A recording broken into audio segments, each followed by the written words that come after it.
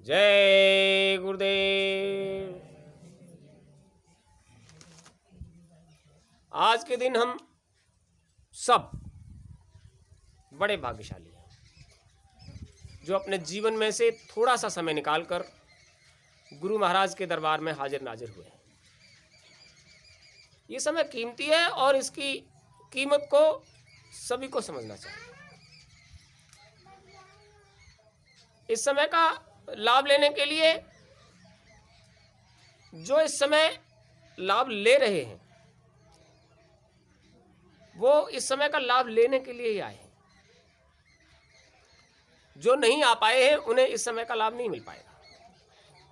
वो संसार में अपने आप को खपाए हुए हैं तो संसार का ही लाभ मिलेगा उसको, और संसार का लाभ जो है वो थोड़े समय का है। महात्मा के दरबार में पहुंचने पर जन्म जन्मांतरों तक लाभ मिलता है, और संसार में आने पर, संसार के काम में लगे रहने पर उतने ही समय तक लाभ मिलता है जब तक तुम्हारे पास ये स्थूल शरीर, ये जामा, ये पुतला जब तक है। तो लाभ हानि का काम जो करोगे वो उसी हिसाब से तुमको मिलेगा। चोट खाने के बाद, ठोकर खाने के बाद जीव को थोड़ा बहुत चेत होता है। जो चोट खा जाता है उसको लगता है कि हमें अब ऐसे नहीं चलना चाहिए, और जब तक चोट नहीं खाता जीव तब तक वो समझता है अरे सब ऐसे ही है, बढ़िया से। गुरु महाराज की मौज हुई एक बार और उन्होंने कहा, बच्चा, एक महात्मा जी आश्रम बनाकर रहते थे जंगल में। एक रोज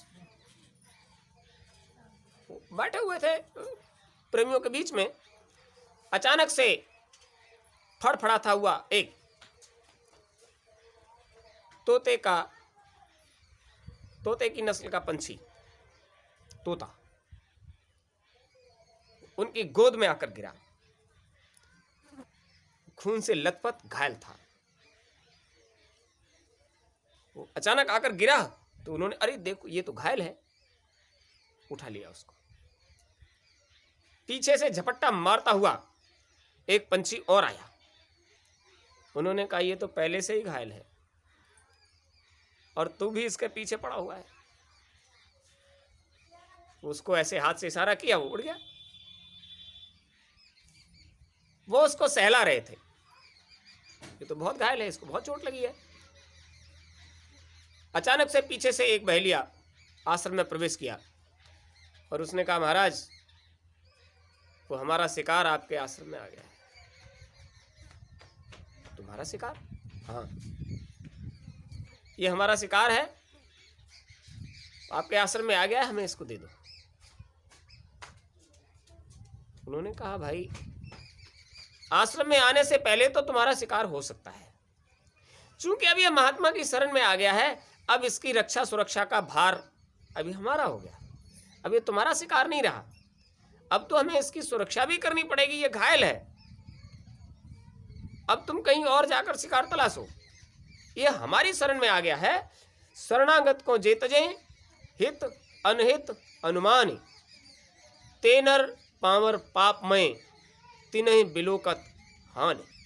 शरण में आए हुए को अगर ये सोचकर कि इसको रखेंगे कहाँ परेशानी में पड़ेंगे, हमारे काम में बाधाएं आएंगी, अब इसको हम बहेलिए को नहीं देते तो ये बैर दुश्मनी मनाएगा हमसे, हित हो सकता है, अनित हो सकता है, क्या करें कैसे करें, ये सोचकर अगर शरण में आए हुए को त्याग दिया जाता है तो आप समझ लीजिए तेनर पावर पापमय, वो निम्न कोटि के जीव हैं, निम्न कोटि के प्राणी हैं, पाप में पापी हैं।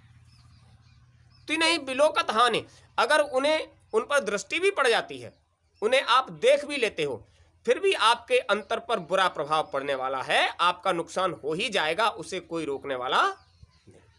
इसलिए ऐसे प्राणियों का तो दर्शन भी नहीं करना चाहिए।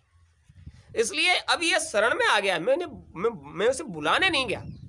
जब ये घायल हुआ और इसको लगा मैं भी इंसानी जामे में हूं और तुम भी इंसानी जामे में हो, तुम्हारी पकड़ से छूटकर पंछियों के घाव सहकर और ये हमारी गोद में आकर गिरा, तो इसको लगा कि यहां हमारी संभाल हो जाएगी। हमारी जगह तुम्हारे पास आ गया होता तो वो जान रहा था। यहां एक चीज गोस्वामी जी महाराज सिद्ध कर देते हैं और बहुत ही सुंदर चित्रण करते हैं वो। हित अनहित पशु पक्षी जाना, यानी वास्तव में हमारा हित कहां हो सकता है और कहां हमारा अहित हो सकता है, इस चीज को पशु पक्षी भी जानते हैं, लेकिन इंसान समझता नहीं। अब बताइए, आप पशु पक्षियों से गए गुजरे हो गए, जब तुम ये नहीं जान पाते कि हमारा हित, हमारा अच्छा बुरा, हमारा भला बुरा क्या है, इतना तुम नहीं समझ पाते और पक्षी समझ गया। एक शिकारी के हाथ से छूटा, उसी की जात के पंछियों ने, पंछी जात के, अब बाज या कोई ऐसा पंछी उसके पीछे पड़ गया कि ये पहले से ही घायल है तो इसको शिकार बना ले, तो उसे लगा कि हमारा हित कहां हो सकता है, तो वो दौड़कर महात्मा की गोद में गिर पड़ा। सभी अपनी जाति बिरादरी के, यानी पंछी जात ने भी उस पर हमला किया और मनुष्य जात ने भी उस पर हमला किया, लेकिन उसने ये विचार कर लिया कि हमारा भला यहां हो सकता है, तो महात्मा की गोद में जाकर गिर पड़ा। उसको अनुभव था यहां हमारी संभाल हो सकती है।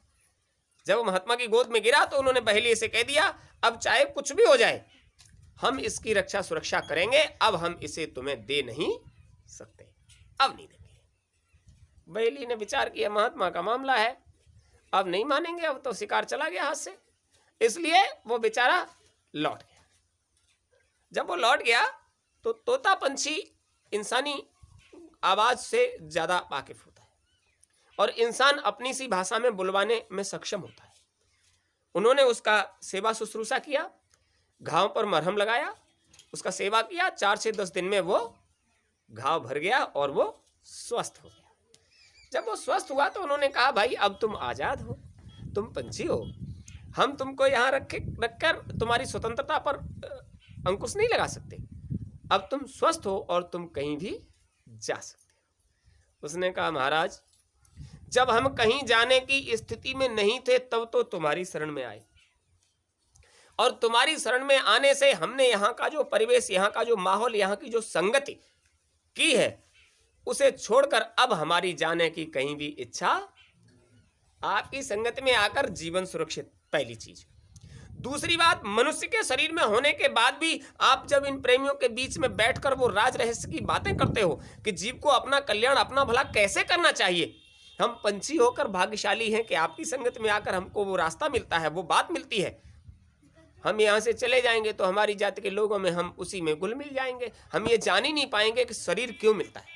इसलिए हुजूर महाराज अब आप हमें छोड़ दो, चाहे पकड़े रहो, लेकिन हम आपको छोड़ने वाले अब नहीं छोड़ेंगे। देखिए, पंछी ने जब जान लिया कि महात्मा ने हमारी संभाल कर ली तो उसने सीधे से मना कर दिया कि हम छोड़ने वाले, उसने मना कर दिया, आप हमें छोड़ सकते हो। तो महात्मा ने कहा, तुम पंछी होकर हमें नहीं छोड़ सकते और हम महात्मा होकर तुम्हें छोड़ दें। महात्मा जिसे एक बार पकड़ लेते हैं उसे जब तक लक्ष्य तक नहीं पहुंचा देते उसे छोड़ते नहीं। आजादी देना अलग बात है, लेकिन छोड़ देना अलग बात है। अब तो हम तुम्हें छोड़ ही नहीं सकते, इसलिए तुम चाहो तो यहां रहो, चाहो संसार में कहीं रहो, लेकिन हमारा स्नेह जो तुमसे जुड़ गया है अब वो छूटने वाला अब नहीं छूटेगा। बहुत अच्छा लगा। पंछी ने कहा, तो हम आपके पास रहेंगे।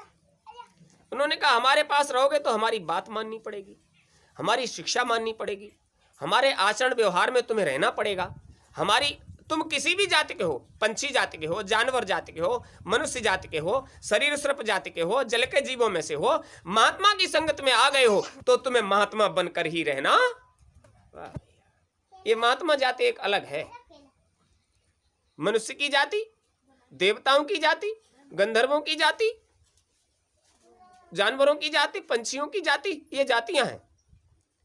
तो मनुष्य की जाति में, देवताओं की जाति में, गंधर्वों की जाति में महात्मा कहीं भी हो सकते हैं। देवताओं में भी महात्मा, गंधर्वों में भी महात्मा, मनुष्यों में भी महात्मा, इन सब में महात्मा की जाति अलग है। उसकी जाति में सारी जातियां समाहित होती हैं, जबकि वो सभी जातियों से अलग जाति है। कोई भी आकर सम्मिलित होगा तो महात्मा की जाति में उसे महात्मा ही बनना पड़ेगा। पंछी ने कहा, तोते ने कहा, जैसे आप बताओ हम वैसे आपकी बात मानने को राजी हैं। जीवन आपने बचाया है, इसलिए हम अब आपको छोड़ नहीं सकते।